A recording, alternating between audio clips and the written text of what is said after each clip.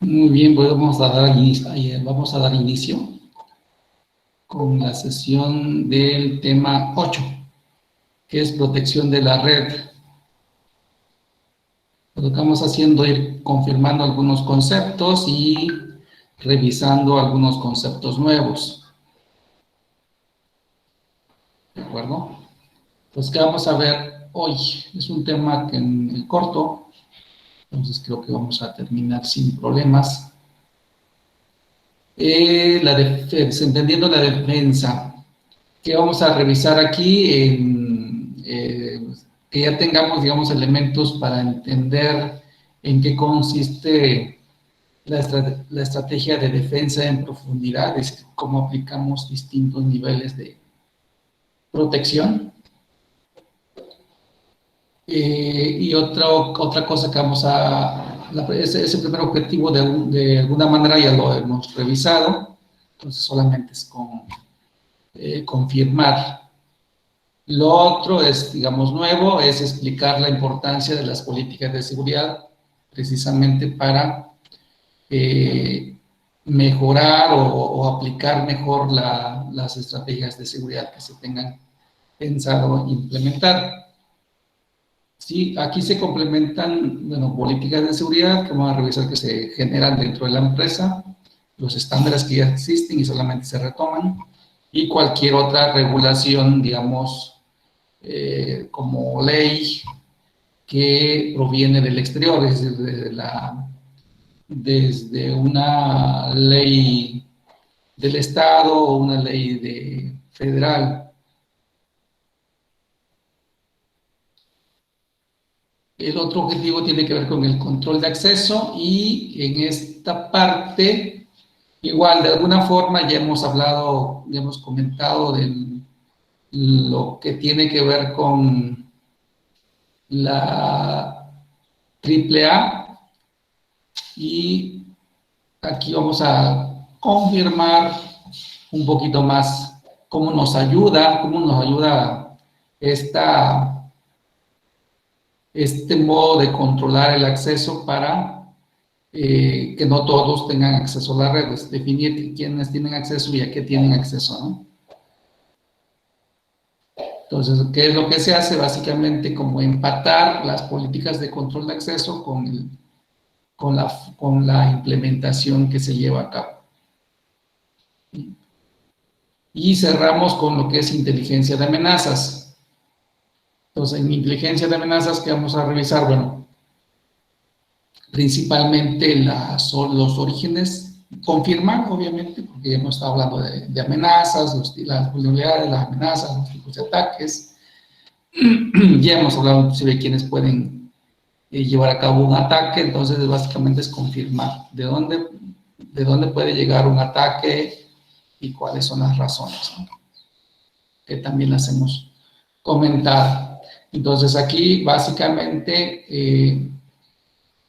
se trata de revisar cómo la inteligencia de amenazas va a ayudar a identificar amenazas y vulnerabilidades.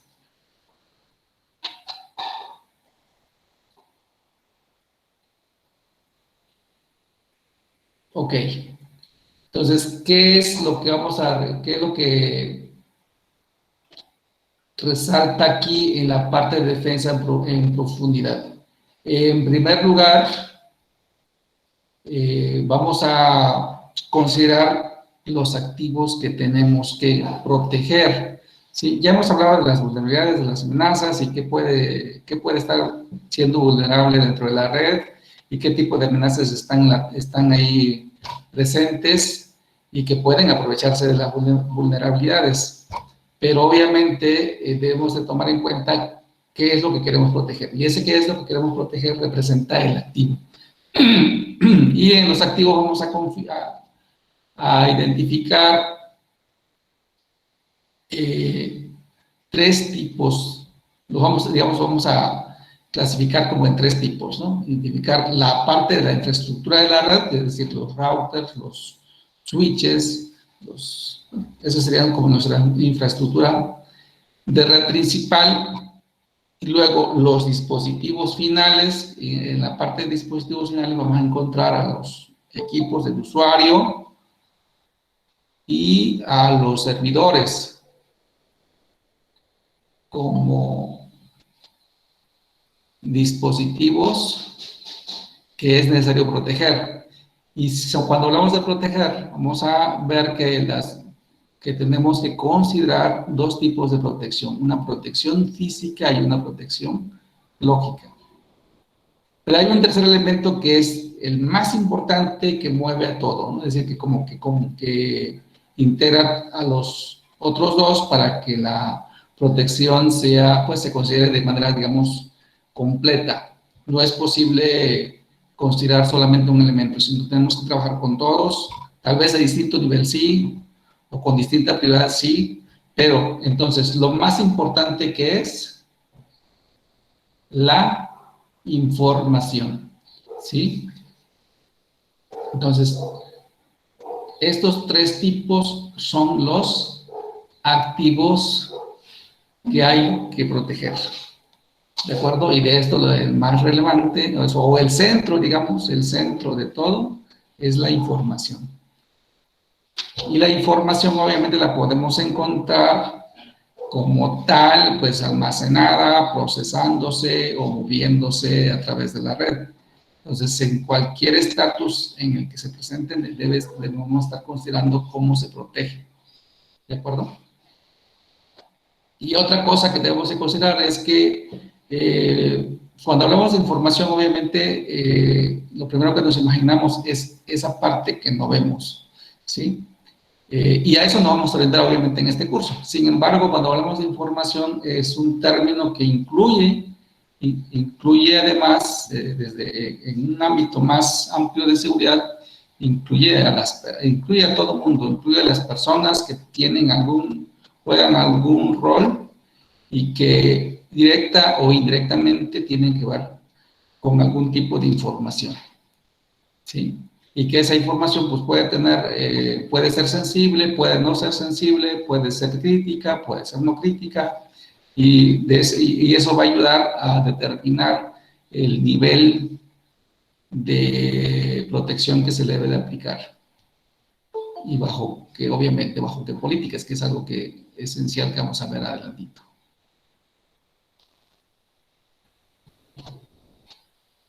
Bueno, ya vimos lo que son las vulnerabilidades y qué son las amenazas. Recordemos, bueno, como repaso, vulnerabilidad es cualquier cosa que hace posible que una amenaza pueda cristalizarse, se pueda llevarse a cabo, se pueda transformarse en un ataque. ¿Sí? Es la parte débil de un dispositivo o de un sistema o de una aplicación. Y si hablamos de alguna de las debilidades más fuertes, digamos, en términos que tienen que ver con la información, es la persona. Son las personas, es el punto más débil en cuestiones de vulnerabilidad. ¿De acuerdo? Ok, entonces, en cuestión de identificación de activos, es decir, ¿qué es lo que vamos a hacer? Dos cosas. A inventariar. ¿Sí? ¿Qué vamos a inventariar? Vamos a inventariar, pues, la infraestructura, o sea, qué dispositivos se tiene. Cuando hablo de inventariar, significa primero cuánto de cada cosa, ¿no? Pero además de contar, es determinar sus características, es decir, cuántos routers hay en la red, qué sistema operativo están corriendo cada uno de los routers, qué sistema operativo está corriendo cada uno de los switches, ¿sí? ¿Qué conectan? Es decir, ¿a qué redes conectan? ¿Conectan a una red local, a una red WAN? Y luego vamos bajando, ¿no?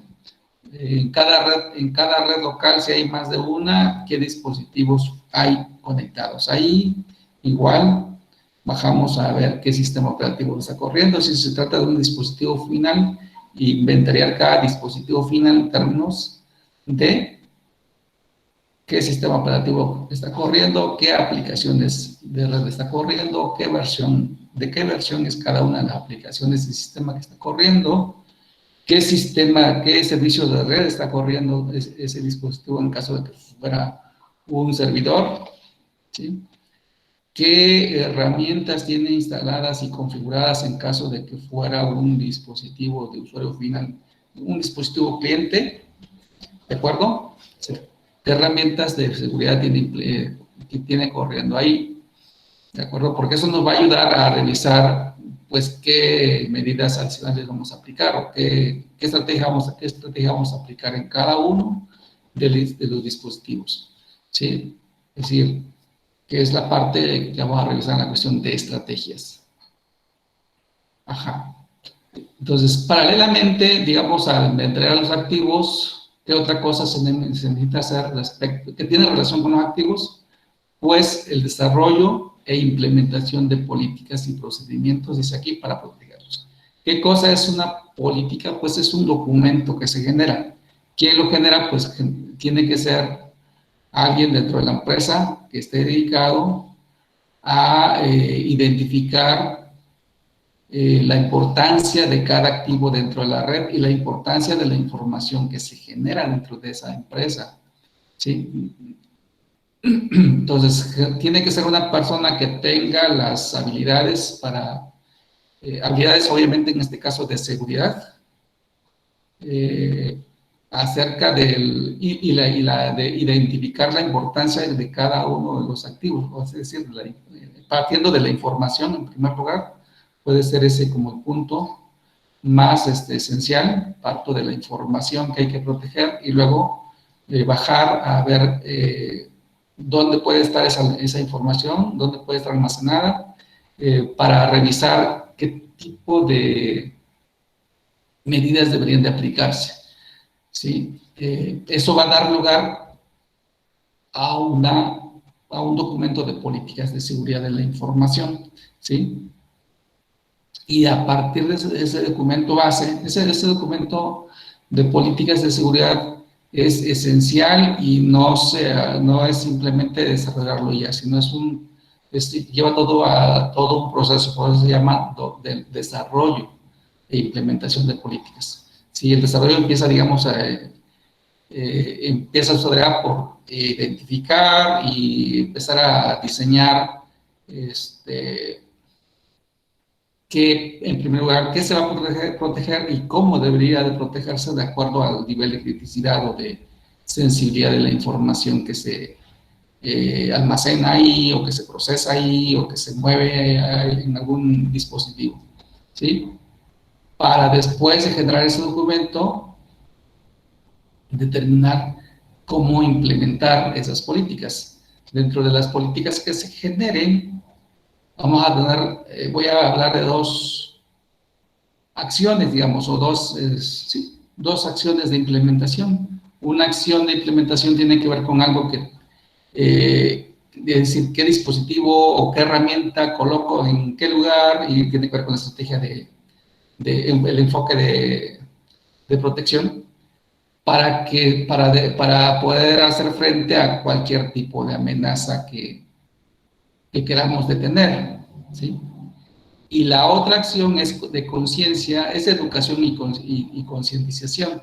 Es decir, habrá algunos aspectos, algunos apartados del documento de políticas que no se puedan implementar como tal usando una herramienta o un dispositivo o un appliance, como lo vimos, ¿sí? Sino que básicamente consista en crear conciencia en las personas, en los trabajadores, en los usuarios que tienen que ver con la información, ¿sí? ¿Para qué? Para que no hagan cosas buenas que parezcan malas, por ejemplo, ¿sí? Digamos que esas son como que dos acciones básicas que hay que implementar en términos de políticas. Ajá.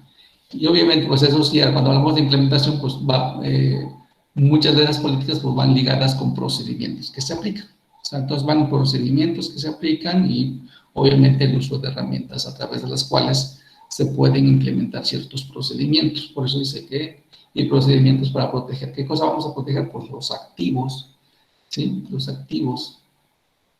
Ajá. Dice, identificar dónde se guarda la información, los activos de información crítica que son, ¿dónde se guardan los activos de información crítica? Y cómo se otorga el acceso a esa información. Entonces, todo eso tiene que ver con una política de seguridad. ¿Sí? Cuando hablamos de controles, de hecho, cualquier control del que hablemos va a ir pegado a una política específica. ¿Sí? De hecho, mucho de lo que tiene que ver con políticas tiene que ver con políticas de control de acceso. Y por hablar de algo simple en control de acceso, que no se habla mucho acá, es control de acceso físico y control de acceso lógico. Ahí estoy separándolos. Y cada uno tiene su detalle que aplicar, ¿no? O sea, no es simplemente, sí, control de acceso físico y ya, y control de acceso lógico y ya, ¿no? Es asociar con cada dispositivo o con cada tipo de información a la que queremos acceder o a la que van a acceder los usuarios. Entonces, tenemos que identificar los usuarios que van a acceder, establecer cómo se va a acceder. Por acá dentro vienen los controles de acceso. Vamos a ver cómo son esos controles de acceso. ¿Ok? Bien, pues de las vulnerabilidades ya las mencionamos. Aquí básicamente es detallar un poco más en términos de a qué se puede, algunos ejemplos de lo que se puede comprometer si se vulnera, si se aprovecha de una vulnerabilidad, es decir, si un ataque se aprovecha de una vulnerabilidad. ¿De acuerdo? Y bueno, aquí nos pueden dar unos ejemplos de qué puede pasar, ¿no? El compromiso dice del sistema interno, de que se haya accedido a un sistema operativo o a alguna aplicación. Si cuando hablamos de compromisos, son dos tipos. Que el sistema operativo quede comprometido, pues quedar comprometido implica que ya puede ser accedido por alguien que no es un usuario autorizado. Siempre que hablemos de compromiso, es que se pudo ser accedido por un usuario no autorizado. Y pudo ser que haya accedido al sistema operativo o que haya accedido a un servicio o aplicación de red.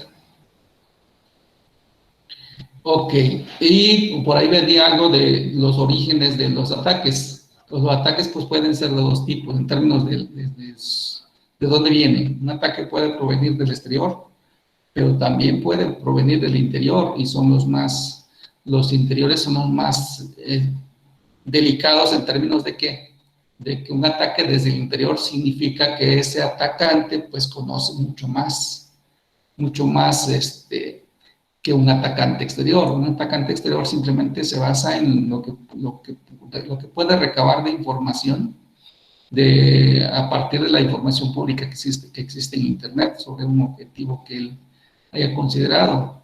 Mientras que un atacante interior puede conocer cómo está la red, por ejemplo, o puede conocer la sensibilidad o criticidad de la información. Entonces eso lo vuelve un usuario que de entrada es un usuario del sistema, peligroso en el sentido que si ya no está del lado bueno, sino que está actuando de otra manera, pues tiene esa intención, pues obviamente no es nada buena, y lo más seguro es que quiera afectar de una forma tal vez mucho más grande que un atacante exterior, posiblemente.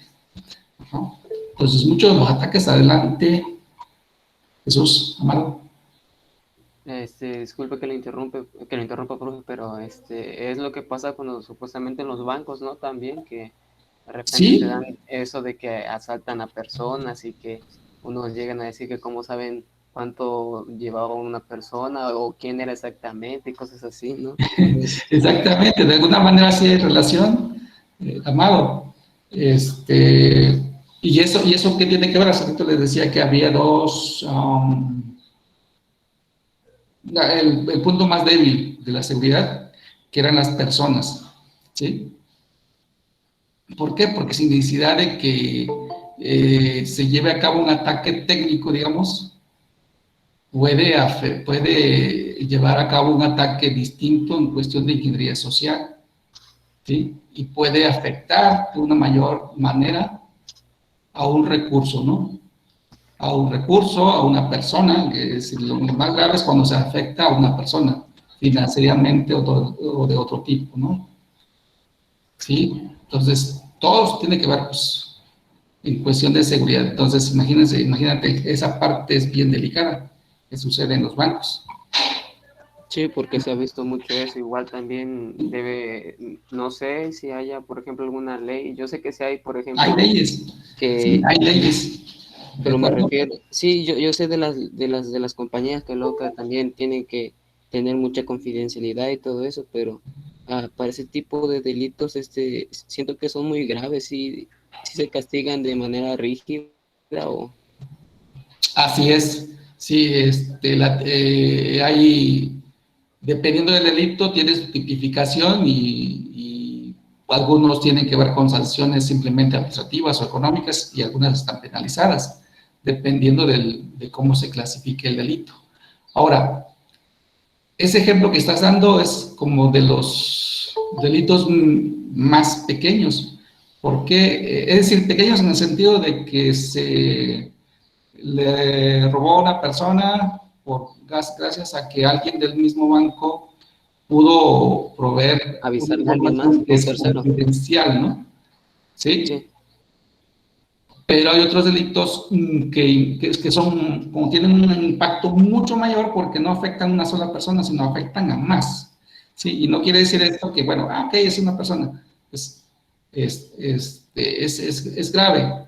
Lo que voy es el impacto. O sea, hay delitos que abarcan pues, a muchas personas a las que se afecta financieramente, si hablamos en cuestión de dinero. ¿Sí? Y eso está tipificado, pues si está tipificado, se puede denunciar, pues sí, se puede denunciar, y pues lo que sigue ya depende de, digamos, si hablamos de una sola persona, si la persona le da seguimiento, es decir, denuncia ante la autoridad competente. Sí, en este caso, si se trata de un delito que tuvo como finalidad un ataque personal, pues obviamente va al Ministerio Público. ¿Sí? Si se trata de algo electrónico, pues entonces va a la unidad de Policía cibernética. policía cibernética, efectivamente, esa es la entidad que se dedica a todos los ataques, a todos los delitos electrónicos. Ujú. Entonces se castigan por el impacto y no, por ejemplo, porque la otra vez estaba viendo en las noticias que un guardia de esos de los que custodian ahí el dinero se robó no sé qué tantos millones. Y Ujú. a mi parecer es un delito grave, digo, porque involucra una fuerte cantidad, pero en este caso ahí tendría que ver igual, ¿no? El impacto de eso, ¿no? Sí, dos cosas inclusive. El afectado, cómo mide ese delito, o sea, si le conviene denunciarlo, si no le conviene. Es decir, cuando se trata de una empresa, mide las consecuencias, ¿sí? Mide inclusive su credibilidad para llevar a cabo una acción, ¿sí? De Sí, eso sí. depende mucho. Si pongo como ejemplo, ejemplo que pones, pues es obviamente importante. Y cómo puede ser la acción, pues según lo que indique la ley el Código de Procedimientos Penales, por ejemplo, ahí está marcada, ahí se marca, pues, cómo se castiga determinado delito. ¿Sí? En términos de penalización en cárcel o si se trata de una penalización administrativa, ahí están, ¿no? Y todo va a depender del seguimiento que se dé y bueno, las defensas que haya, todo un conjunto de procedimientos que se siguen. Y tomando eso como referencia, pues te decía, hay otros casos en los que se mide el impacto, como no sé si se acuerdan, hace 2 años se fue público el ataque de ransomware a petróleos mexicanos, ¿sí? Que se secuestró la información de muchos equipos en esa empresa gubernamental. ¿Qué sucedió? No sabemos, parece ser que no se le dio, no se le dio seguimiento en términos no de castigo o no de denuncia, porque se revisó el impacto de que implicó ese secuestro de información. ¿Sí? Tal vez por qué pudo no haberse dado seguimiento, tal vez porque esa información no era tan sensible, tal vez porque se tenían respaldos, que al evaluar el impacto económico comparado con lo que se estaba cobrando, digamos, por recuperar la información, esa información se determinó que convenía mejor recuperar la información tal vez que no se había respaldado y ya no, y ya dar, digamos, como darle carpetazo al asunto. ¿De acuerdo? Entonces, tiene que ver con eso, con qué tanto el análisis, digamos, como que costo-beneficio de denuncio o no denuncio me va a afectar a mi credibilidad como empresa, o como organización, o como persona, o X. Hay varios factores que se tienen que tomar en cuenta. Sí, sí, profe. ¿Vale? Sí. Ok. Bien. Seguimos entonces.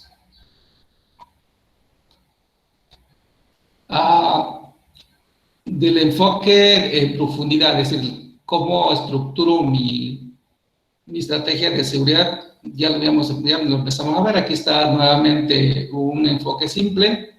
Acuérdense, ¿qué es lo importante aquí? Por ejemplo, nos lo repiten de alguna manera más de una vez. Entender cómo debe ser un enfoque de defensa o un enfoque de protección en distintos niveles. Y más adelante vamos a ver otras formas, ¿no? De protección.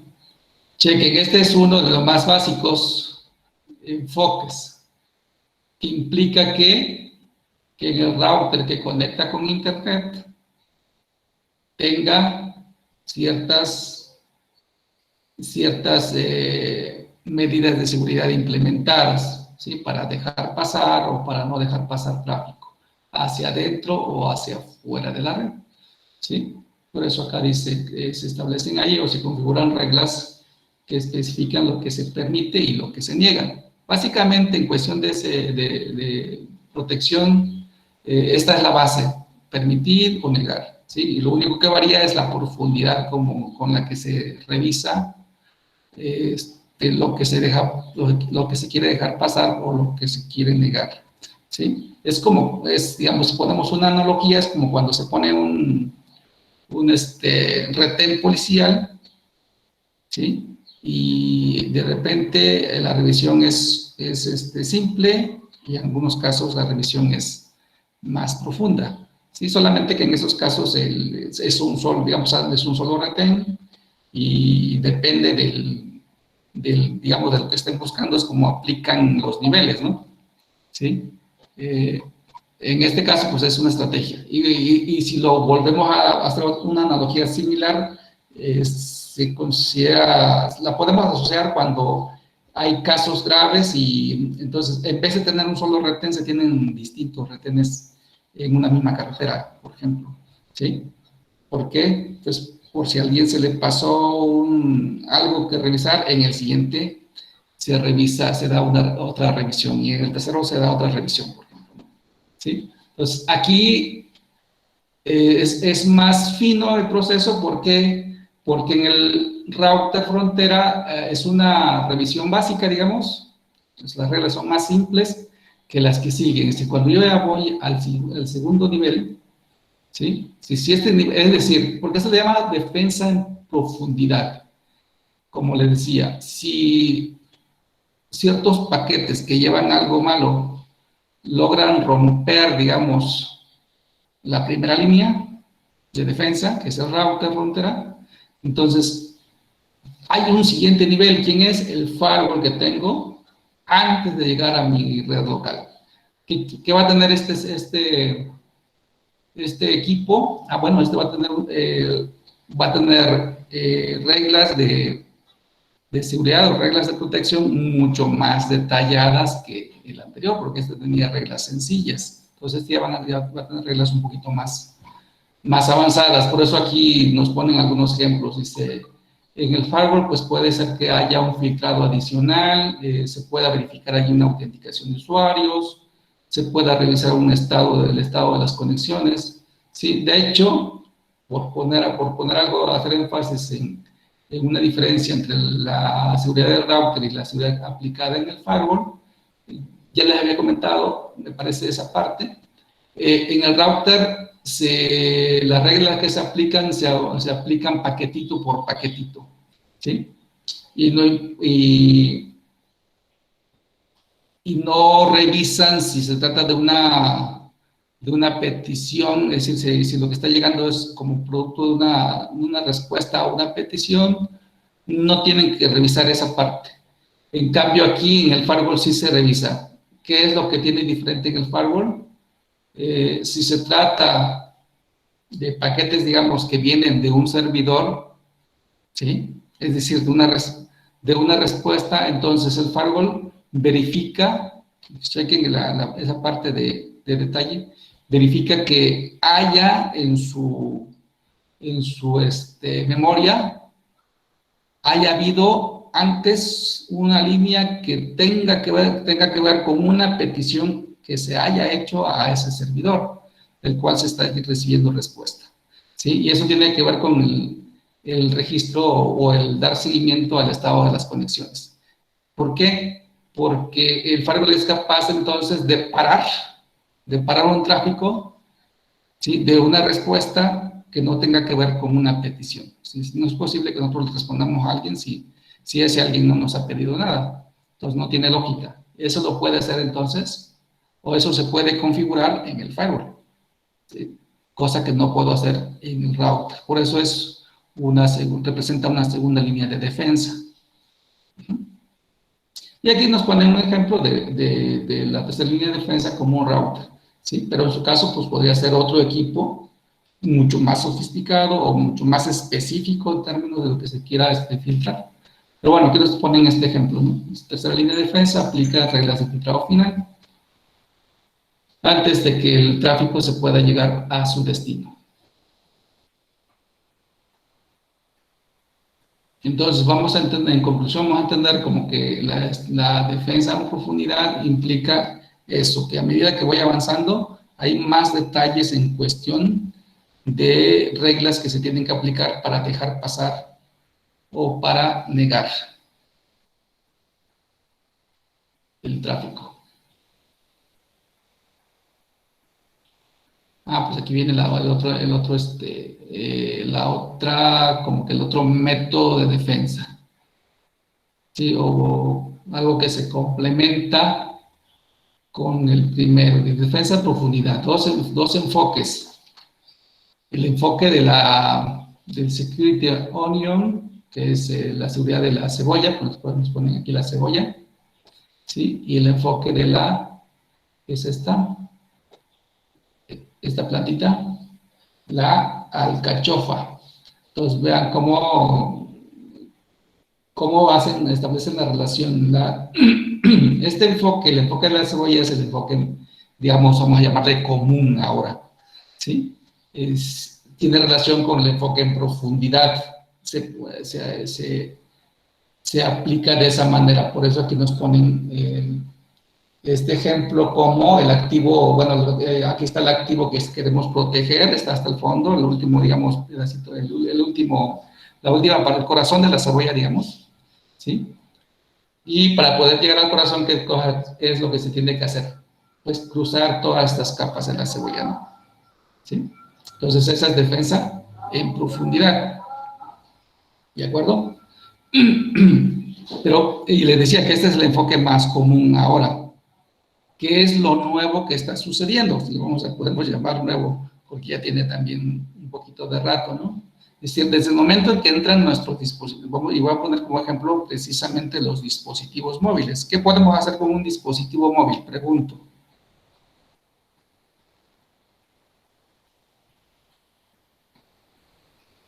Ahí tiene la respuesta. ¿Qué podemos hacer con el dispositivo móvil, con nuestro teléfono? Pues muchas cosas, ¿no? Pues muchas cosas, ¿verdad? Pues conectarlos a internet y hacer lo que queramos, ¿no? Sí, lo que queramos hacer en internet, porque es el elemento ahora es el que más usamos, ¿sí? Para conectarnos a internet. Pero ¿qué sucede? Pues ese dispositivo es el más fácil de usar, ¿sí? Pero es el más difícil de manejar en términos de seguridad. Es decir, ¿cómo protegemos la red de los dispositivos móviles de los usuarios? Es decir, ¿cómo protegemos a los dispositivos móviles de los usuarios? ¿Sí? Y esto nos lo representan con el esquema de seguridad de la alcachofa. ¿Cómo está estructurada la alcachofa? Así como lo vemos acá, ¿sí? Es decir, no hay una manera, no se parece a la cebolla. Entonces, con quitar una capita, ¿sí? Con quitar una hoja, no sé qué sea esto, ya es posible llegar al corazón. Es decir, ya es posible llegar a esa parte que tal vez queremos cuidar, queremos proteger, ¿sí? Por eso aquí nos ponen un ejemplo, dice, en el dispositivo, en un dispositivo con una hoja que se quite, el dispositivo puede quedar comprometido, porque yo ya puedo llegar, quitando una hojita, puedo llegar ya al corazón, ¿sí? Entonces, sí, en el corazón puede ser que esté la información sensible que queremos proteger.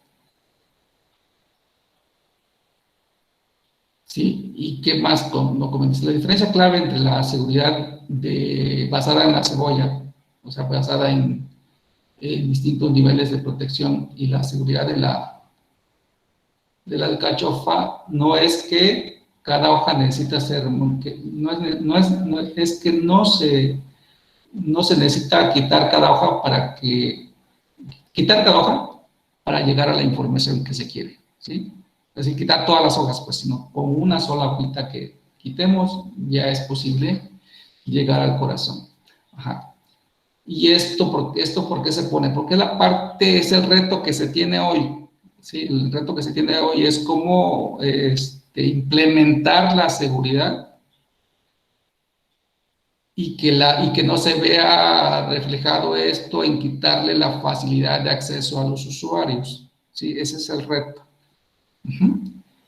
¿Por qué ese reto? Pues porque tenemos esto, ¿no? ¿Qué son las redes sin frontera? Pues eso, las redes sin frontera es el hecho de que desde donde estemos, cuando queramos, con lo que tengamos, queremos estar conectados, ¿sí? Entonces lo que sigue es, bueno, es donde quiera, cuando quiera, con lo que yo tenga, me pueda conectar, pero además que yo me sienta protegido navegando en la red. Esa es la parte del reto hoy. ¿De acuerdo?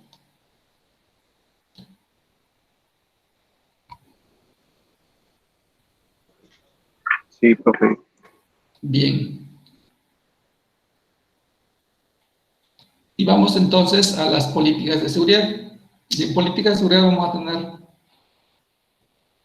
3 políticas. O sea, hay varias políticas, esas son las principales políticas, ¿no? Hay políticas generales, políticas de la compañía, esas son de la empresa o de la organización. Dice, ¿qué cosa tienen estas políticas? Se establecen reglas de conducta y responsabilidades de los empleados y empleadores. ¿Sí? Dentro de las reglas de conducta hay algo que tiene que ver precisamente con lo que mencionaba por ahí Amado, ¿sí? Dentro de estas políticas pueden estar establecidas, pues, las reglas de confidencialidad y privacidad de la información, es decir, que sepa el empleado, por ejemplo, que trata con cierto tipo de información, qué es lo que puede hacer con esa información y qué es lo que no debe hacer, ¿sí? Entonces entra ahí mucho como algo importante que va implícito, que es la ética, ¿sí? Entonces, cuando los empleados o algunos de los empleados, pocos o muchos, se salen de esa política, pues están rompiendo con una política de la organización, con algo que seguramente les dieron a conocer, tal vez pudieron haber firmado o pudieron no haber firmado, pero lo importante es que tuvieron conocimiento de una serie de aspectos relacionados con la confidencialidad de la información, ¿sí? Y tienen que ver con ética. Las siguientes tienen que ver con políticas del empleado. Y en este, bueno, aquí nos ponen algunos ejemplos de políticas o de elementos que están relacionados con la política de empleados. ¿Por qué nos ponen? Voy a mencionar solamente, pero las tres están relacionadas, ¿eh? ¿Sí? Desde la política con un elemento de confidencialidad ya lo podemos relacionar con política de seguridad, porque le pega a la protección, ¿sí?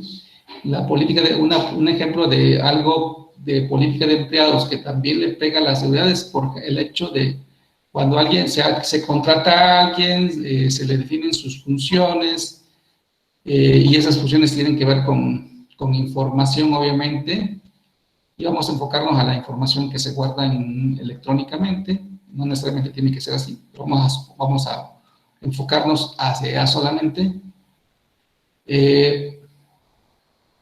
Si una persona, pues, tiene que ver con la operación de un router, de un switch o de un dispositivo final porque va a guardar información ahí o va a mantener o va a consultar, pues se le asocian privilegios de acceso o derechos de acceso a la información, ¿sí?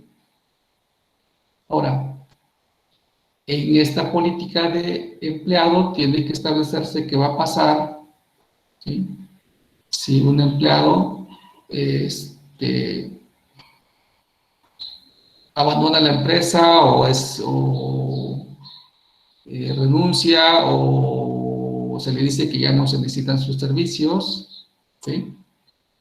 Se tienen que tomar medidas y esas medidas tienen que estar establecidas aquí, algunas, y aquí también, ¿sí?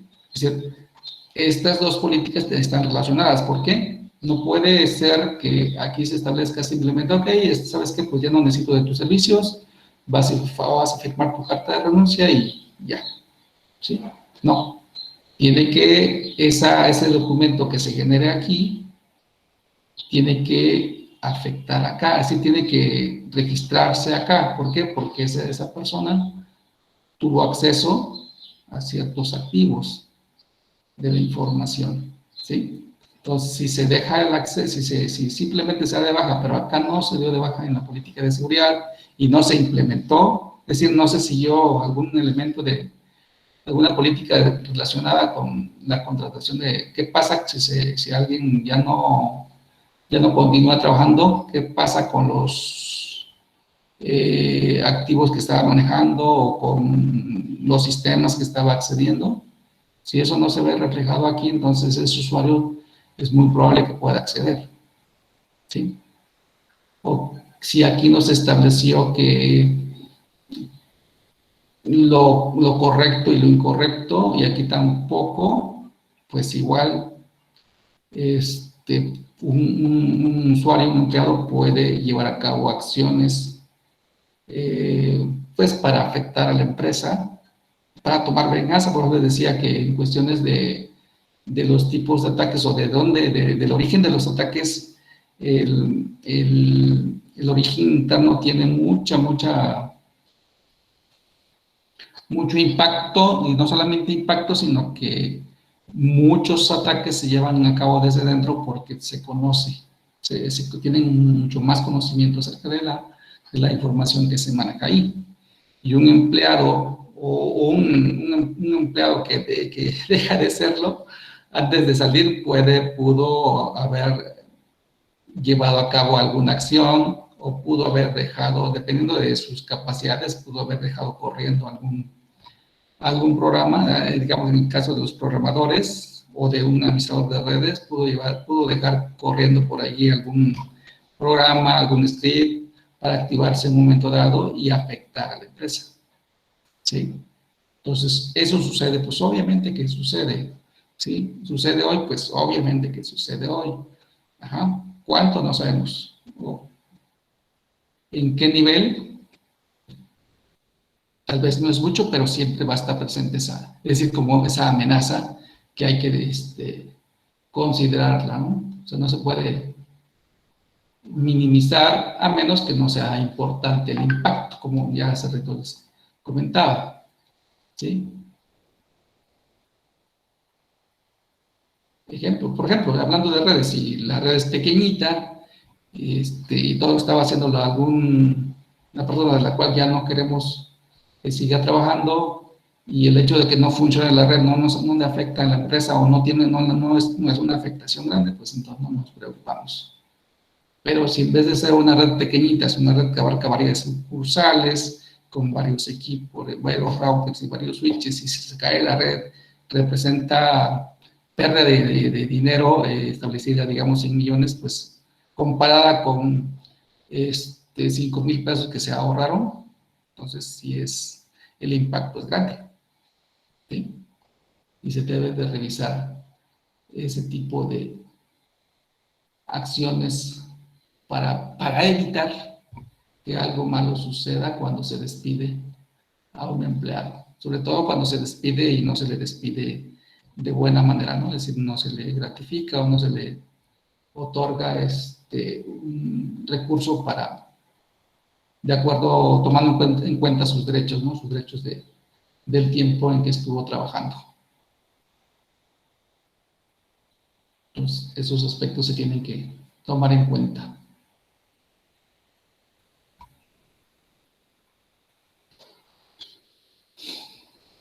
Ok, entonces dice, algunos beneficios que puede tener una política de seguridad. Uno, pues, va a ayudar a que la organización, pues, esté preparada en términos de protección de sus activos, ¿no? Gracias a que establece un conjunto de reglas para que todo funcione de acuerdo a como se quiere.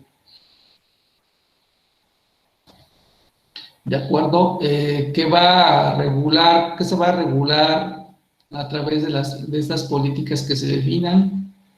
Pues consistencia en las distintas operaciones de sistema, en términos de software, en términos de hardware, ¿sí?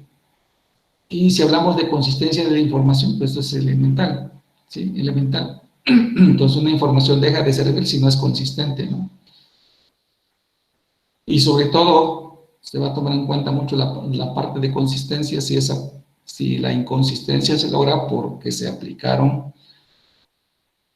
o más que se aplicaron, se llevaron a cabo accesos no autorizados que alteraron la información, que es distinto a que cierta inconsistencia se dé porque no se diseñó bien la base de datos, o porque no se programó bien la aplicación y nos está arrojando algunos datos incorrectos tal vez. Entonces, es identificar, cuando se identifica que ciertos elementos de inconsistencia tienen que ver con medidas de seguridad que no se tomaron en cuenta o que no se aplicaron, y gracias a ello se alteró la información, pues es cuando decimos que algo anda mal en el aspecto de seguridad. Entonces, por eso, con una política de seguridad, logramos tratamos de mantener la consistencia de la información.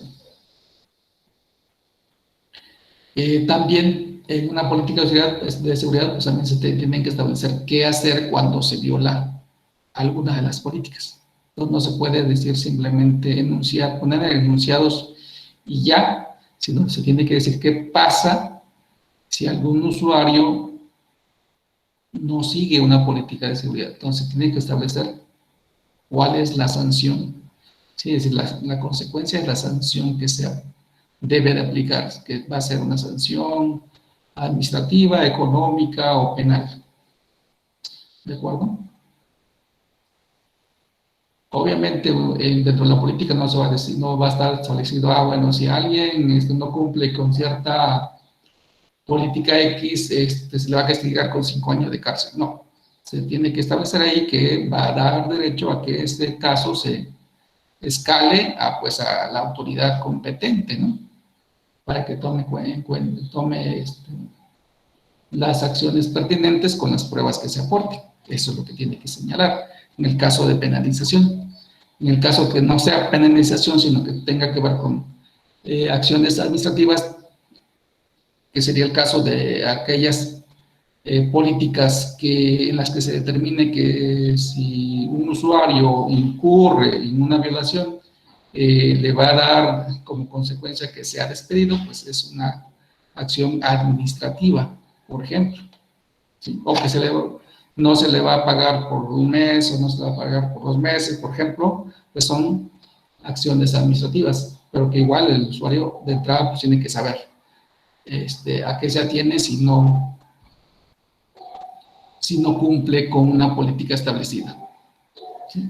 Importante, todo lo que estamos hablando de políticas, pues obviamente esas políticas cuando decimos que se implementan se diseñan, se aprueban, se dan a conocer. Entonces, cuando se dice que se implementa la política y se aplican medidas, quiere decir que todos los usuarios están conscientes de que existe esa política, que existe un documento de políticas y que entonces él tiene que ajustarse a lo que se establezca.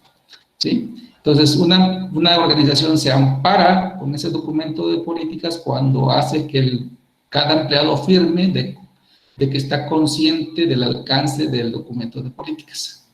¿Sí? Que es distinto a que simplemente exista la política tal vez, pero que nunca se dé a conocer y que en su momento se implemente, pero que el empleado no haya sabido por qué lo están acusando. ¿Sí? O aún cuando él sepa que hizo algo malo, puede inclusive defenderse y si él nunca estuvo enterado de que existía un documento de políticas de seguridad. ¿Sí? Entonces son aspectos que hay que tomar muy en cuenta.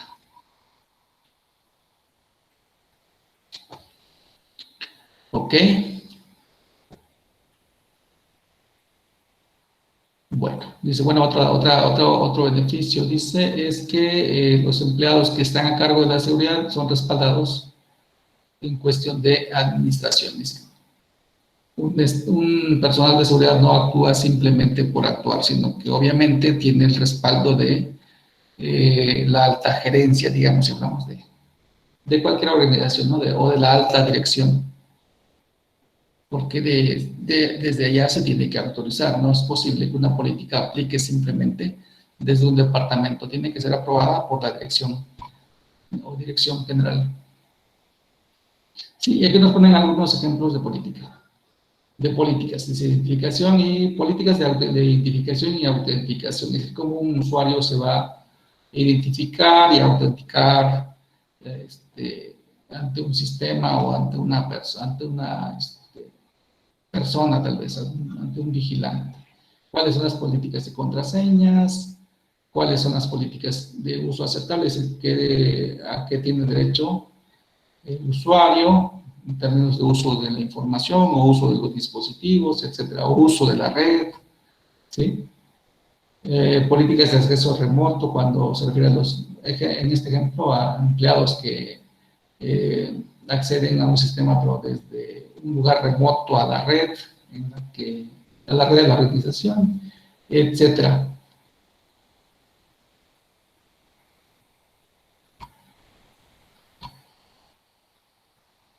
Ajá.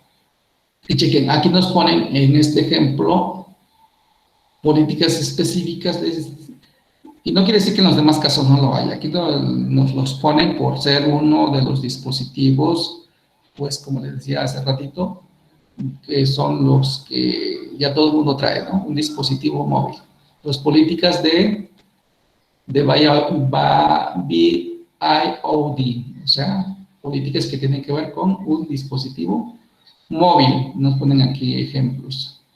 ¿Qué debería de incluir una política para uso de dispositivos móviles? Especificar los objetivos del programa del por qué puedes traer tu propio dispositivo, por ejemplo, una empresa, o sea, ¿se permite el uso o no se permite el uso del dispositivo móvil? Es decir, si eso va a estar establecido, si se va a permitir usar el dispositivo móvil para trabajo de la empresa, se tiene que establecer ciertas reglas de uso, ¿no? Se identifica que empleados pueden traer sus propios dispositivos, se identifica qué tipo de dispositivos se les va a poder dar soporte en cuestión de seguridad, si a un usuario se le va a dar se le va a permitir el uso de sus dispositivos, tiene que establecer su nivel de acceso, permisos, sus derechos de acceso y actividades permitidas, y qué puede hacer con el dispositivo móvil y qué no puede hacer. ¿Sí? Dice, identificar a qué leyes debe adherirse cuando los empleados usen sus propios dispositivos. ¿De acuerdo? Dice, y de establecer también qué se va a hacer en caso de que el dispositivo se vea comprometido, es decir, se vea comprometido por algún tipo de ataque. Entonces, así como estas reglas, digamos, están establecidas aquí para este tipo de dispositivos, pues así va a haber para cada tipo de control que se tenga establecido en la organización en cuestión de seguridad.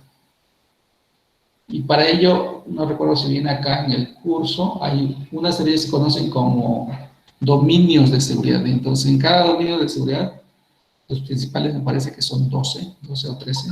Entonces, en cada dominio de seguridad hay una serie de aspectos que se tienen que revisar en cuestión de seguridad.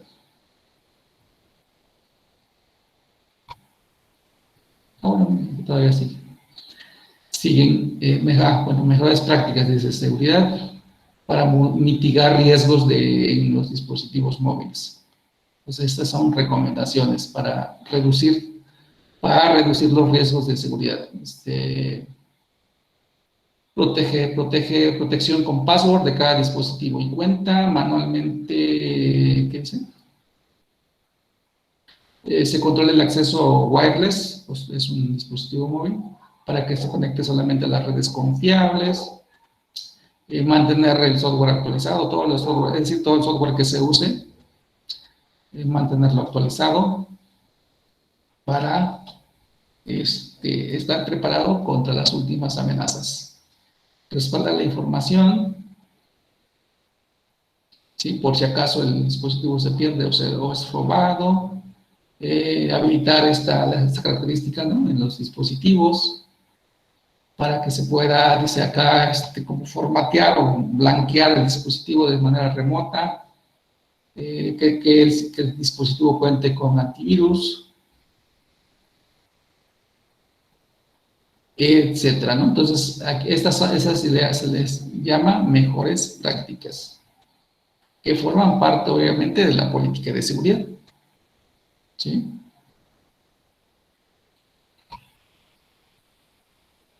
Y lo que tenemos acá, dice, cumplimiento de estándares y regulatorios. O sea, esto tiene que ver con leyes externas, ¿sí? O normas. Las leyes. Dice, el cumplimiento de regulaciones y estándares definen de qué van a ser responsables las organizaciones en términos de proveer y de confiabilidad si no cumplen con lo que se establezca en las normas o leyes o en los estándares, ¿sí? Aquí hay dos cosillas que hay que tener en cuenta. Lo que tiene que ver con normas y leyes se supone que es algo que estrictamente debemos de cumplir, ¿sí? Sí, es decir, ¿qué es más fuerte, una ley o un estándar? Una ley o una norma, ¿sí? ¿Por qué? Porque los estándares son recomendaciones, que yo puedo seguir o no seguir los estándares. Pero lo que sí debo de cumplir con mucho más seriedad es cualquier norma que pueda estar relacionada con algún aspecto de seguridad dentro de la organización, ¿sí? O inclusive que tenga que ver con la organización, ¿no? Como tal, como ente. Por eso dice aquí, el cumplimiento a las regulaciones que una empresa está obligada a seguir dependen del tipo de organización y de la información que maneja la organización, ¿sí?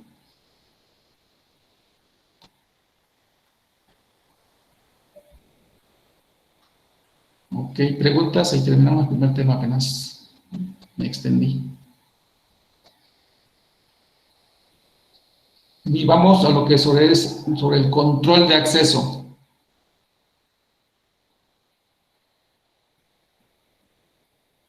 ¿Qué es lo que vamos a revisar en el control de acceso? Vean, vamos a revisar aquí lo que se conocen como los pilares de la seguridad, ¿sí? Sobre todo, o la mayor parte de lo que tiene que ver con seguridad tiene como base estos tres elementos, ¿sí? La confidencialidad.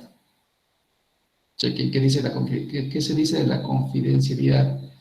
Que solamente las entidades autorizadas puedan tener acceso a la información.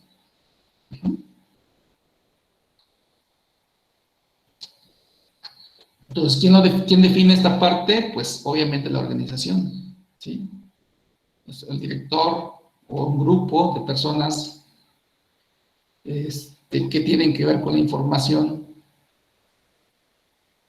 ¿Para qué? Para que puedan definir, para que puedan establecer de cada tipo de información que se maneja dentro de la organización, que puede ser cada tipo de usuario, cada tipo de empleado, digamos, o si hay usuarios que no son empleados, ¿qué pueden hacer con la información? ¿O qué información vamos a, por poner dos ejemplos simples, ¿sí? Información, ¿cuál es la información que va a ser privada?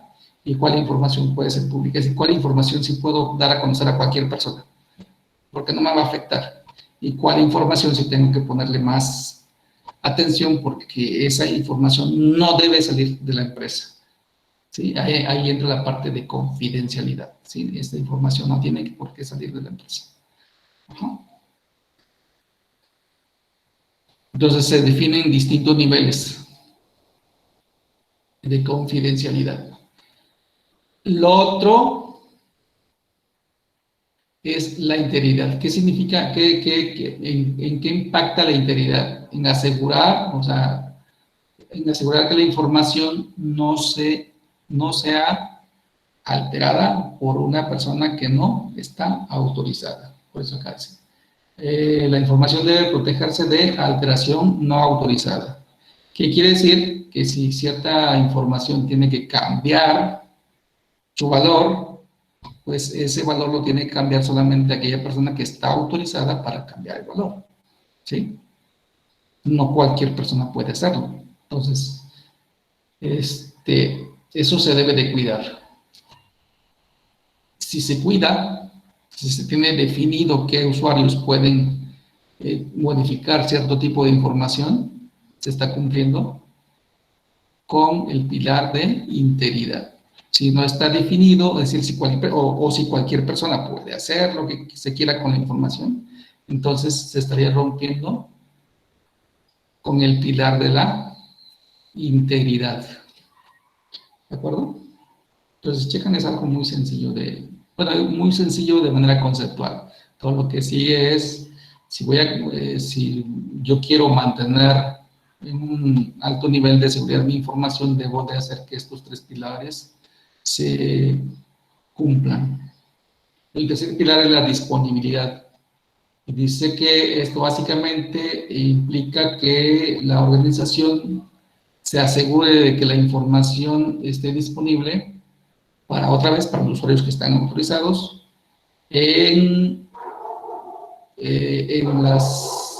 como se ha establecido en el documento de seguridad. Aquí dice que sea disponible para las partes autorizadas. Bueno, estamos hablando de que solamente los usuarios autorizados tengan acceso cuando ellos lo requieran o cuando esté establecido. O sea, es decir, si en la política de seguridad se establece que cierta información debe estar disponible todo el tiempo, pues entonces se debe garantizar eso. Pero si en el documento de seguridad se establece que cierto tipo de información va a estar disponible, por ejemplo, los fines de semana, ¿sí? Entonces, por alguna razón X, pues entonces se debe de asegurar que efectivamente los fines de semana ese tipo de información debe estar disponible. Porque si se estableció en la política de seguridad que esté disponible en fin de semana y no se cumple, entonces se está rompiendo con este pilar, ¿sí?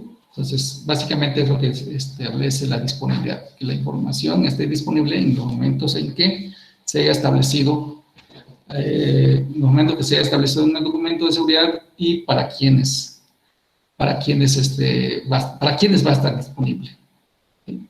Si es para todo el mundo, si es solamente para los usuarios de la empresa, si es solamente para los usuarios de un departamento de la empresa, ¿eso de qué va a depender? Del tipo de información de que se esté tratando. Si para cada tipo de información deben de establecerse esos pilares. ¿De acuerdo?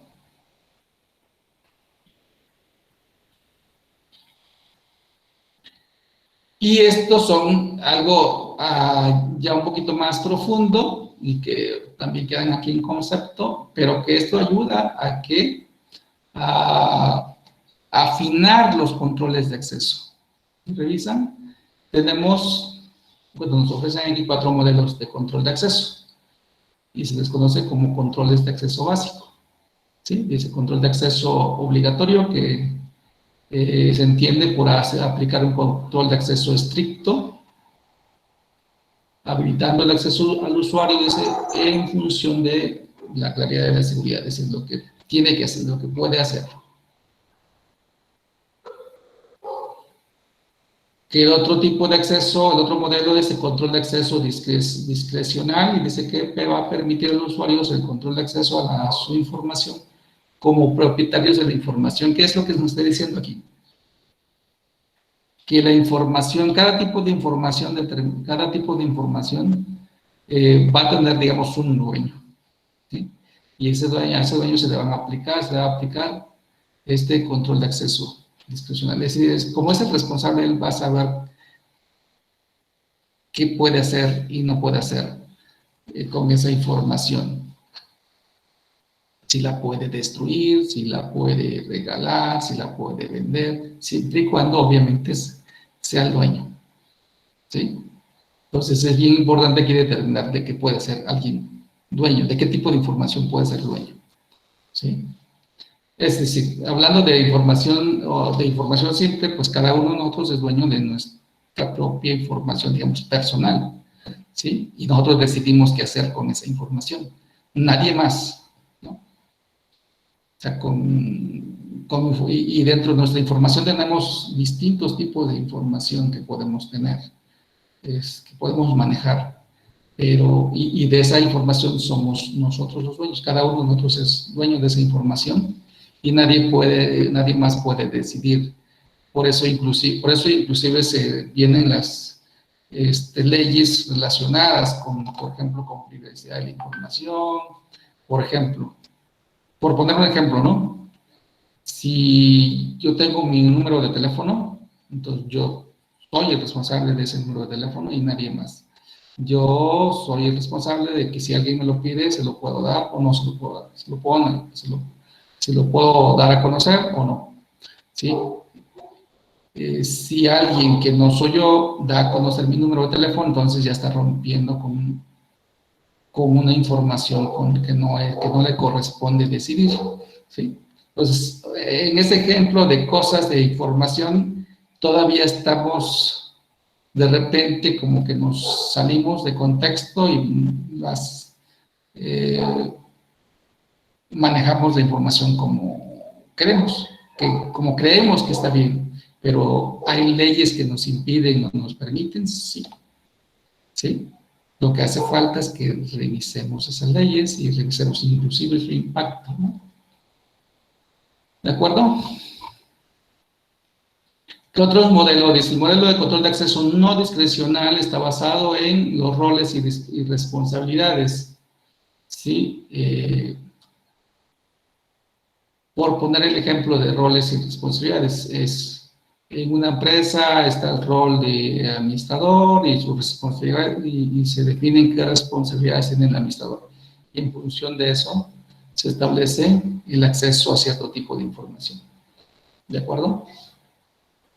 Y cada uno de estos, pues, obviamente, puede ser implementado, apoyado en herramientas, o algún elemento de estos puede ser que no se pueda implementar con una herramienta, sino que caiga en la parte de educación y concientización.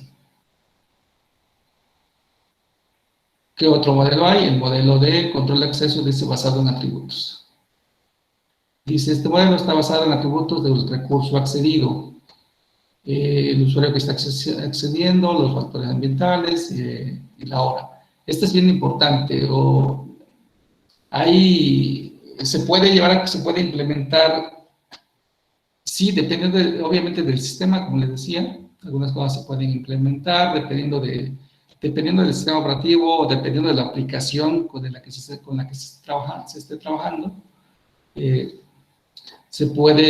Puede ser granular el control de acceso, y este es muy aplicable en algunos contextos, ¿no? Dice acceso basado en atributos, control de acceso basado en atributos, ¿sí? Es decir, para cierto tipo de información o para ciertas aplicaciones yo necesito establecer que si tengo un horario matutino y un horario vespertino, entonces que los usuarios del turno matutino solamente puedan acceder, de acuerdo a los permisos que se hayan establecido, a un recurso o una aplicación. Vamos a poner una aplicación en su turno, en la mañana, de 8 a 3 de la tarde, ¿sí? De manera que si quieren acceder por la tarde, el sistema se los impida. ¿Cómo se los va a impedir? Gracias a que se implementó este tipo de control, ¿sí? Es un control más granular. Por eso es importante aquí establecerse, algunos ejemplos son en la hora del día, o sea, solamente en esos tiempos. O si se trata de personas con contrato, bueno, durante su contrato y en esos tiempos del día. ¿De acuerdo? Entonces son más finos. Dice otros ejemplos de otro modelo de control de acceso está basado en el principio del menor privilegio, que establece que a un usuario se le otorgue el mínimo control, el mínimo acceso que se ha requerido para llevar a cabo su tarea. Entonces, este está más restringido, ¿sí? Es decir, un usuario no puede, se va a permitir acceder a un sistema, pero solamente para consulta y ya, nada más. Sí, y va a poder consultar solamente a este tipo, a la información que está guardada en estas tablas, y no más, ¿sí?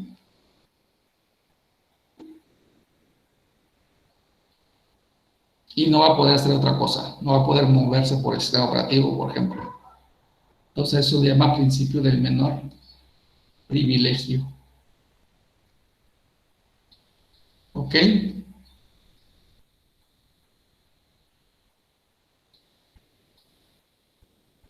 Bueno, ahora, aquí nos presentan pues una herramienta o un modelo, más que herramienta es un modelo, porque la herramienta es la herramienta con la que se aplica ya el modelo.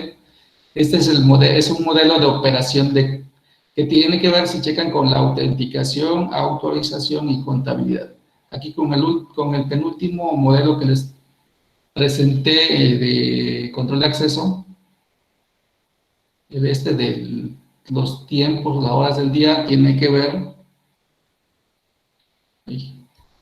con el modelo AAA y específicamente con la contabilidad, ¿sí? ¿Cómo se entiende esto? Pues fíjense, la autenticación se implementa definiendo, o sea, que el administrador define quién puede acceder a un sistema, ¿sí? Y acceder a un sistema no quiere decir que puede hacer dentro del sistema, simplemente que puede acceder. Es decir, yo puedo acceder al sistema X, punto, nada más. Lo que sigue es qué puedes hacer dentro del sistema. ¿A quién le vamos a dar permiso de acceder a un sistema? Luego, a esos que se les dio permiso de acceder al sistema, ¿qué van a poder acceder? ¿Sí? Es que van a poder hacer dentro del sistema. ¿Qué puede hacer el sistema? ¿A qué recursos puede acceder? Y luego, llevar a un registro de cuándo, de lo que hace y cuándo lo hace. Entonces, cuando hablamos del cuándo lo hace, estamos hablando de el tiempo, la hora. ¿Sí?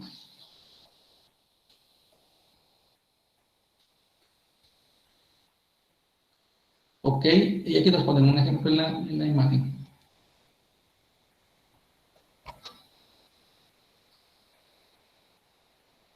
Luego, aquí nos presentan el ejemplo de la autenticación con el modelo de la AAA aplicada localmente. Aplicada localmente quiere decir que en el mismo sistema se establece el control, en el mismo sistema al que se quiere tener acceso, se establece el control de la autenticación. ¿Sí? Esto es distinto a la otra. Dice, este es aplicable para redes pequeñas. Y este modelo no está pensado, bueno, en este ejemplo, para controlar el acceso o la autenticación, digamos, a routers o a switches. Sí, es decir, quiero configurar un switch o quiero administrar un switch o un router y quiero aplicar el modelo A, lo puedo aplicar de manera local o lo puedo aplicar basado en un servidor. ¿Qué quiere decir? ¿Cuál es la diferencia? Aplicar la autenticación localmente significa que en cada router o en cada switch voy a aplicar el modelo. ¿Sí?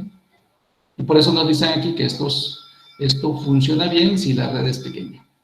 Pero si la red es grande, lo que se recomienda es la autenticación basada en el servidor.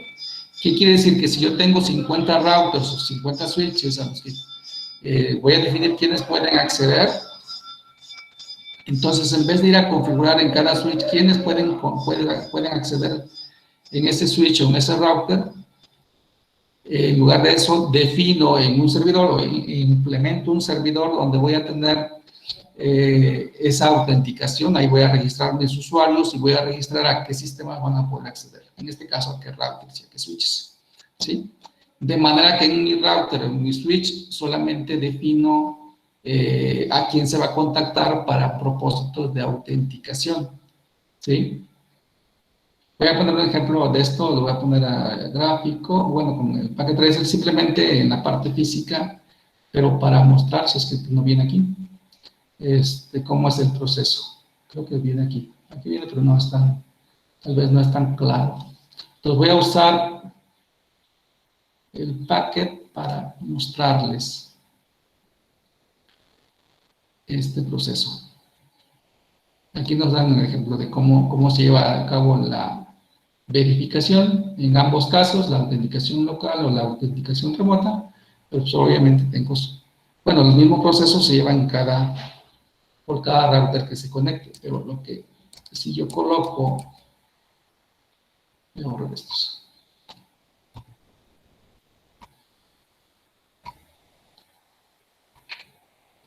Inclusive voy a suponer que este router también tiene capacidad de A.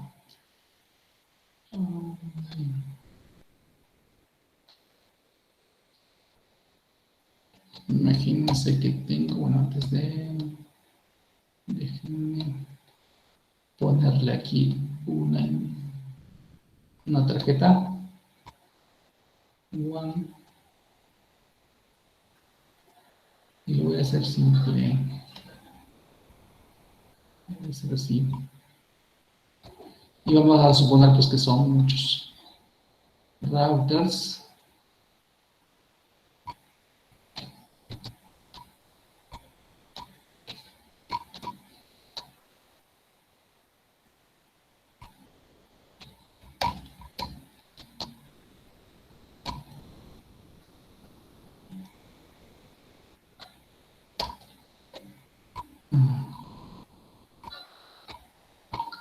A ver.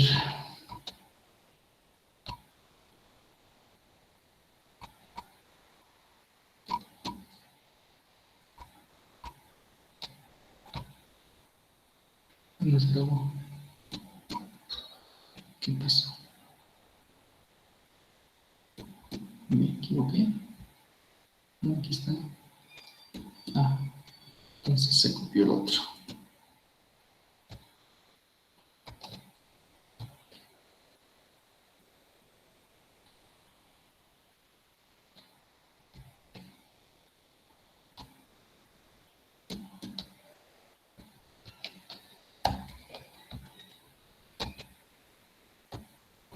Vamos a ver. Sí, ahí está.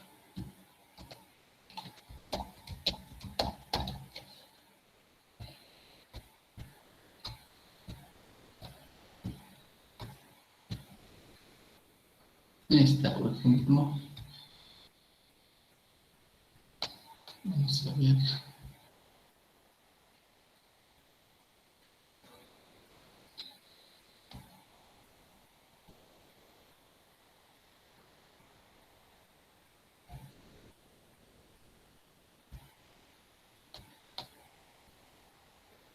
Entonces, aunque tengo, digamos, relativamente pocos equipos aquí, pues ya a contar primero el tiempo que me tardo en conectarme a cada uno y en realizar una configuración que va a ser repetitiva en cada uno de ellos para propósitos de controlar la autenticación. Entonces, si en lugar de eso, voy a ponerles también a cada uno un switch.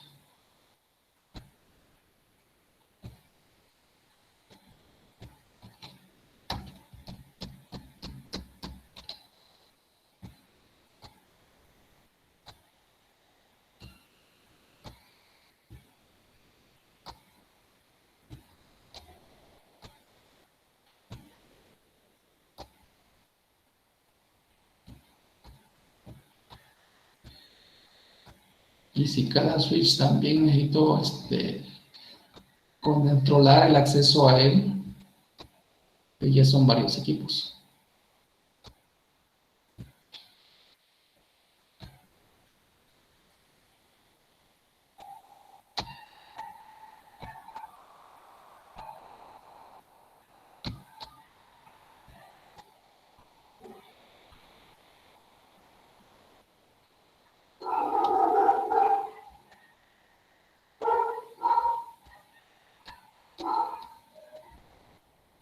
Entonces,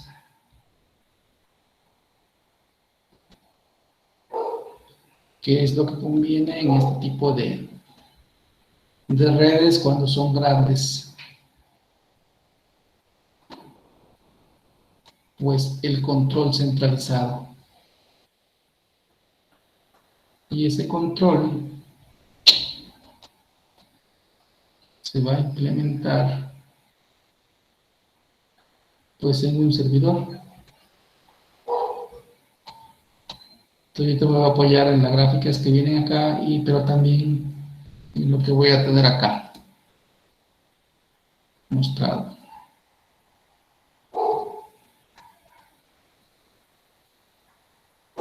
Entonces, imagínense que tengo esta en mi red, voy a poner aquí el servidor y solamente voy a ponerle acá, voy a asumir, digamos como que voy a verificar que quede configurada esa parte, no voy a terminarlo obviamente, pero solamente a mostrarles que bueno, aquí yo puedo definir, aquí está el control de acceso, o digamos los tres controles, ¿no? Autenticación, autorización y contabilidad. Viene apagado por default.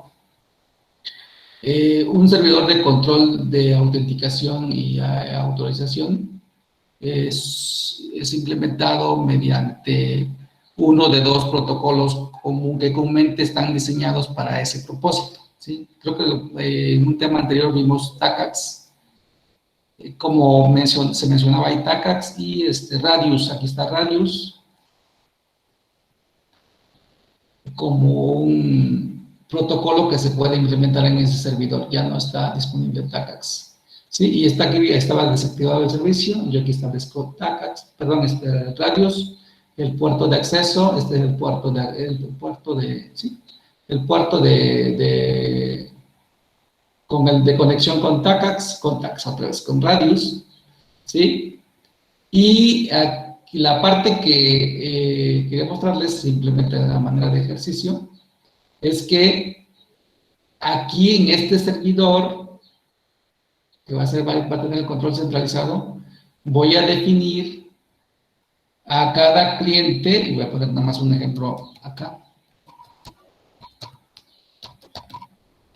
del cual quiero verificar su acceso. Voy a poner cualquier dirección ya aquí.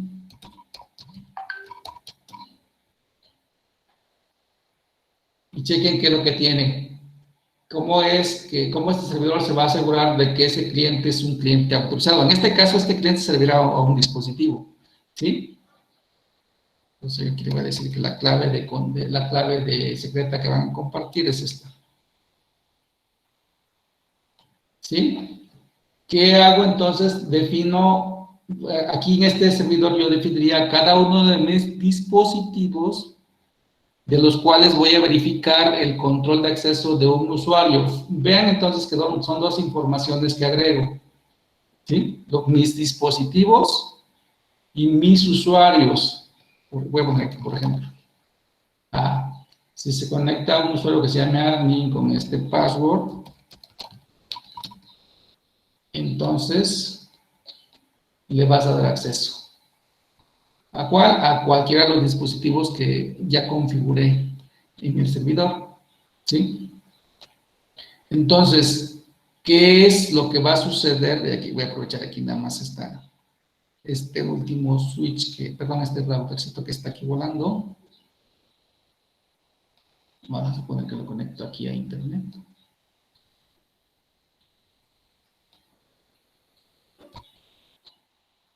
Y por aquí van a andar mis usuarios. Pueden estar por cualquier lado, ¿no? O, bueno, eso obviamente va a depender también de la política de acceso. Es decir, ¿desde dónde voy a darle acceso a mis usuarios, administradores? ¿Sí? Entonces, el ejemplo desde cualquier parte puede ser un aspecto grave de seguridad, ¿sí? Entonces, es esencial definir desde qué puntos, tal vez, sí puede ser desde cualquier parte de la red, pero establecer qué características debe de tener el dispositivo. Sí, sí, por ejemplo, desde qué direcciones IP voy a dar permiso de acceso a un dispositivo, para un administrador, por ejemplo, para que no desde cualquier parte se conecte y le dé acceso, ¿sí? Entonces, ¿qué es lo que va a suceder? ¿Qué es lo que voy a implementar simplemente en cada uno de los routers o en cada uno de los switches? ¿Sí? Lo que voy a implementar, básicamente, voy a entrar a uno nomás para ver si tiene el modelo A.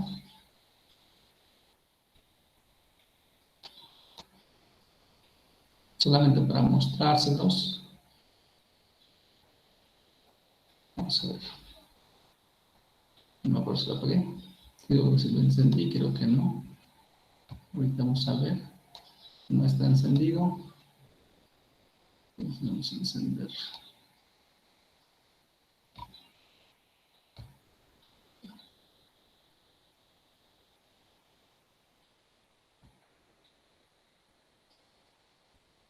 Ahí está cargando.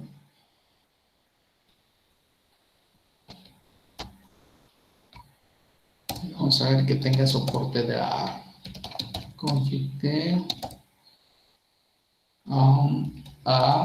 chequen a new model.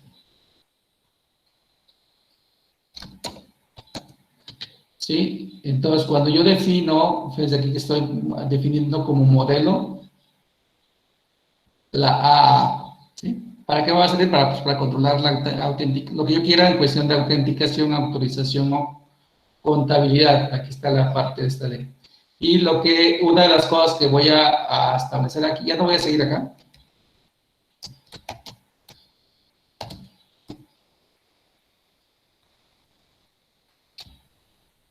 Es autenticación. Ahí está. Lo que voy a definir enseguida es qué servidor me va a validar esos controles, es decir, control de la autenticación, lo que yo quiera controlar. Si quiero controlar las tres, pues defino las tres. Si eso me lo puede validar el servidor centralizado, ¿sí? Entonces, dentro de esos elementos que voy a configurar aquí, voy a establecer quién es el servidor que me va a poder validar esos controles. Es decir, ahí voy a registrar la dirección IP ahí registraría la dirección IP de este servidor, ¿sí? Y nada más. De tal manera que cuando yo quiera entrar a cualquiera de estos, es decir, cada uno de estos dispositivos, donde yo quiero controlar el acceso mediante A, voy a establecer solamente esos elementos básicos necesarios. Y lo demás es lo que empecé a configurar aquí en el servidor de AA. Ahí voy a configurar todo lo que yo quiera, todos los dispositivos y los usuarios que yo quiero que tengan acceso. ¿De acuerdo? De tal suerte que lo que nos muestra aquí la diapositiva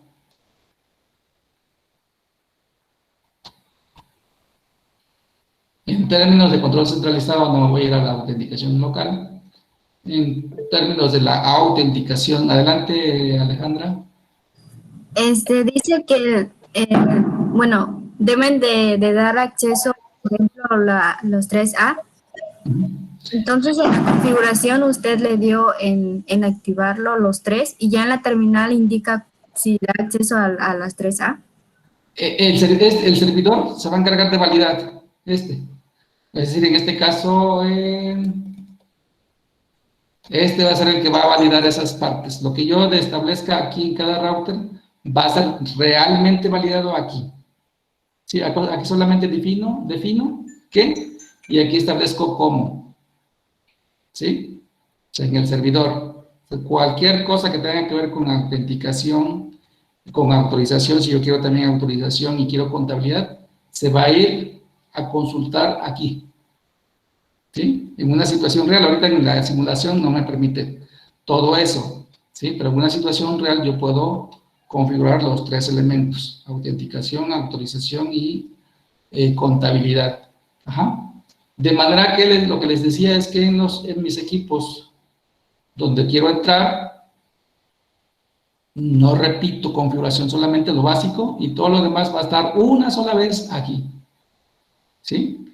De tal suerte que cuando alguien quiera entrar, no por el cable de consola, sino a través de la red, a un dispositivo de estos, ¿sí? Antes de darle permiso, antes de darle acceso, ese dispositivo, que obviamente va a tener comunicación con el servidor, va a mandar un paquetito preguntando por el usuario que se está intentando autenticar aquí.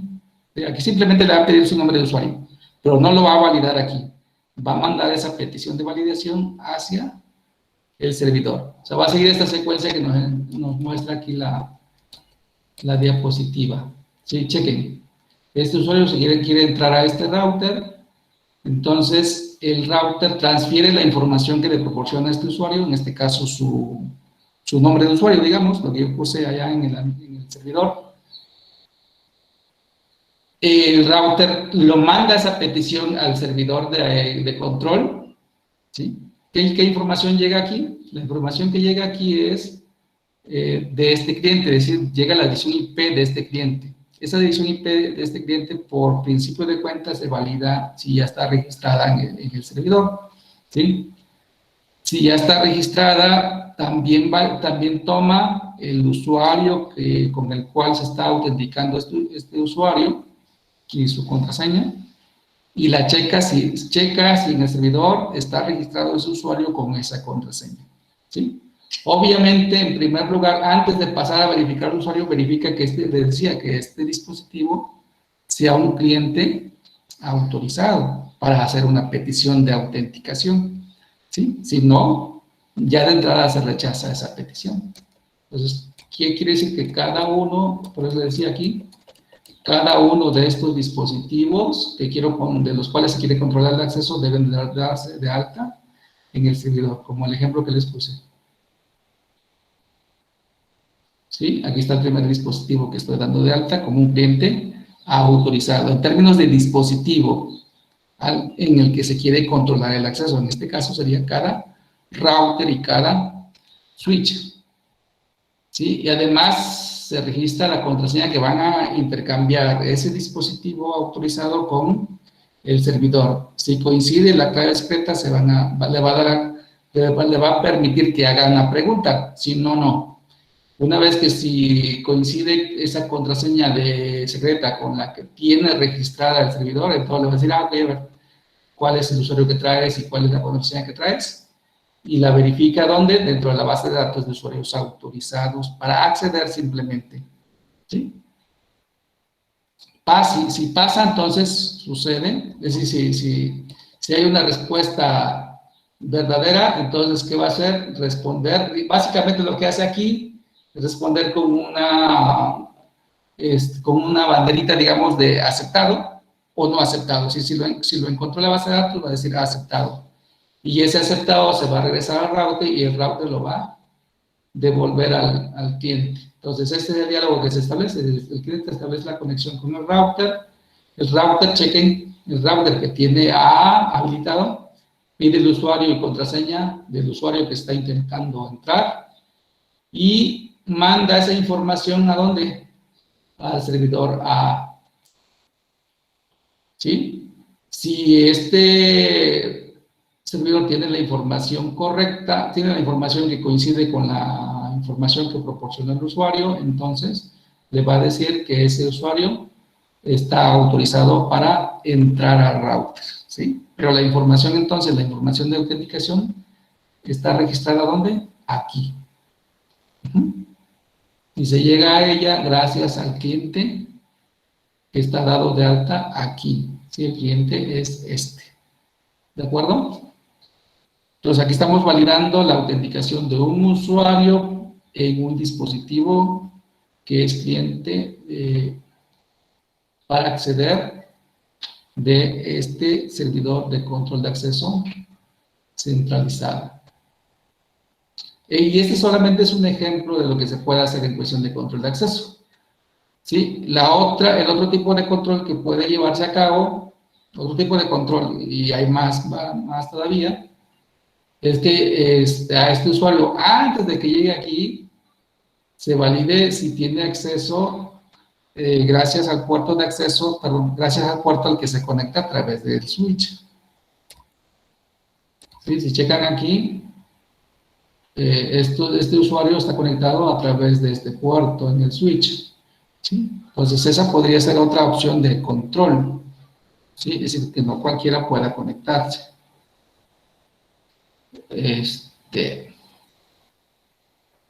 Dice darle acceso, en este caso sería un acceso de red.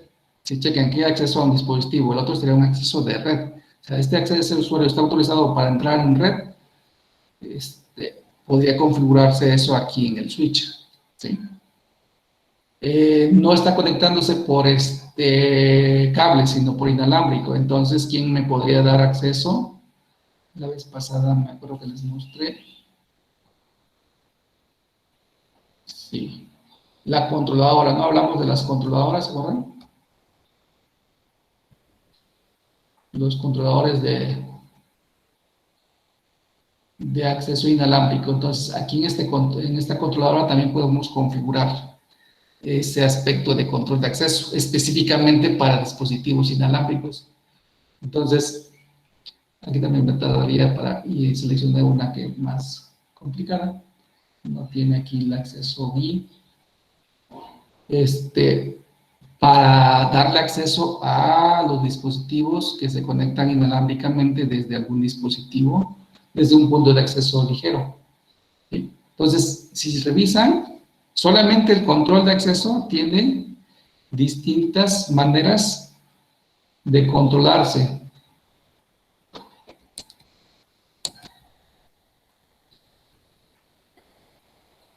Ajá, y chequen además. Bueno, aquí está la parte de los logs, de los logs de contabilidad, del qué están haciendo los usuarios, ¿sí? Si lo están haciendo dentro del tiempo establecido, qué tanto estuvieron haciendo, o sea, a qué recursos, bueno, la contabilidad nos determina el tiempo en que se estuvo llevando a cabo cierta tarea, ¿sí? Y la autorización me permite establecer a qué recursos tenemos acceso o estamos autorizados para acceder.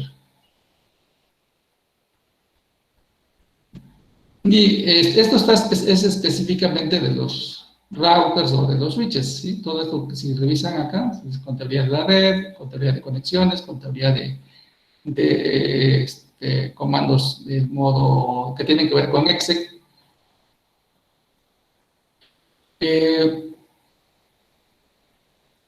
Pero dependiendo, pero esto también puede aplicarse a, pues les decía, a servidores o inclusive a aplicaciones específicas, ¿sí? ¿Preguntas? ¿Alguna pregunta más?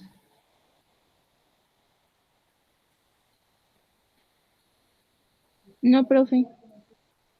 Ok, gracias, Ángeles. ¿Cómo andamos? Bien.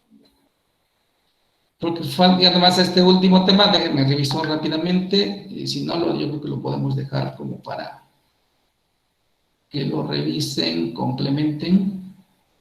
De aquí checamos solamente SANS en términos de cómputo forense, aquí nos lo vuelven a mostrar como parte de seguridad ahora, pero obviamente cómputo forense tiene que ver con seguridad. Nos muestran algunas otras organizaciones relacionadas con seguridad, CERT, que tiene que ver con los centros los centros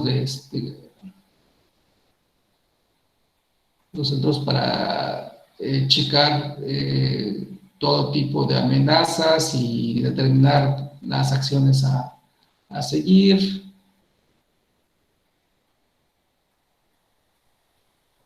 Organizaciones como ICC para certificaciones,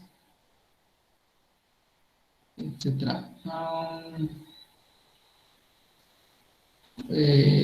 Algunas tecnologías como Talos, bueno, obviamente hay distintas tecnologías de seguridad a distinto nivel, digamos, como las menos sofisticadas y las más sofisticadas. Aquí en la que nos mencionan en esa diapositiva es de Cisco, Talos, es muy famosa, es una de sus tecnologías más relevantes por lo que puede hacer, lo que se puede hacer con esta tecnología, involucra distintas herramientas, obviamente por eso es muy destacada aquí en su mención en los blogs de seguridad.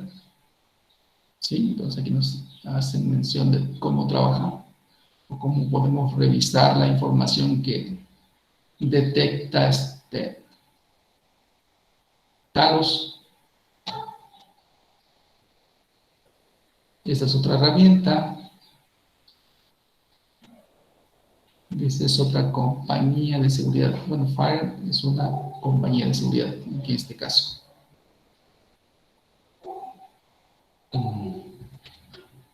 Entonces, todo esto están clasificados como servicios de inteligencia de amenazas. Es decir, ya están en un nivel más alto. Y se ve es una base de datos donde se registran las vulnerabilidades y obviamente es una base de datos normalizada que es usada por herramientas, específicamente cuando hablamos de los sistemas de administración de eventos, se apoyan en CVE para poder identificar, determinar, correlacionar eventos, ¿sí? Se apoyan en ese tipo, en la información que provee esta basecita de datos.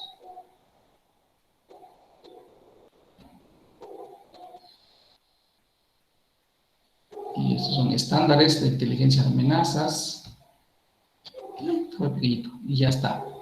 ¿Sale? Entonces, básicamente esto último tiene que ver con la exploración de cómo se está tratando hoy las nuevas amenazas que están surgiendo, aplicando, digamos, una forma distinta para la detección y protección de los dispositivos o protección de las aplicaciones. ¿Sí? ¿Por qué? ¿Por qué se está yendo, por qué está teniendo trascendencia los servicios de inteligencia de amenazas? Porque las amenazas han evolucionado o están evolucionando cada vez más. Entonces, no han parado de modificar, ahora sí como que de modificar o de mejorar las estrategias de comprometer a los sistemas y aplicaciones. ¿De acuerdo? Es como que en algún momento las amenazas o los algoritmos o las estrategias de ataques pueden ir un paso adelante de las tecnologías para proteger, ¿no? Entonces está un poquito complejo este proceso de protección. Y por eso la relevancia o la importancia de contar con profesionales expertos en seguridad, porque cada día crece la necesidad de contar con personas calificadas para hacer frente de entrada a los ataques comunes. Y en la medida que empieza a familiarizarse con la detención o la mitigación de ese tipo de ataques, pues se va preparando para enfrentar ataques novedosos o más nuevos, ¿no? ¿Sale? Y con eso cerramos.